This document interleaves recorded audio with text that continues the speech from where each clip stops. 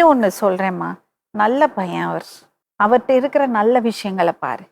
அவர்கிட்ட ஒரு ஒரு அவருக்கு ஒரு ப்ராப்ளம் இருக்கு, அதை பெருசு பண்ணாதே.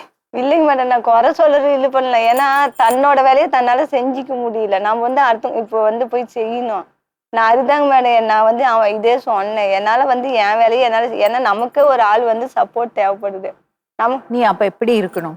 அது வந்து சொல்லி காட்டக்குள்ளதான் என்னால தாங்கிக்க முடியும். புரியுதுமா, உன்னோட கோவம் எனக்கு புரியுது.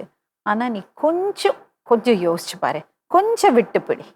உங்கள்கிட்ட நான் சொல்றேன், அவளை நொண்டி எல்லாம் சொல்றீங்க, அவளை நொண்டி சொல்றீங்க. வார்த்தை நொண்டி நொண்டி நொண்டிங்கிறாரு. உன்ன மாதிரி ஹேண்டிகேப்லாம் போய் வெளியில இப்படி வேலைக்கு போறாங்க. ஹேண்டிகேப் அப்படியெல்லாம் நீங்க சொல்லக்கூடாது.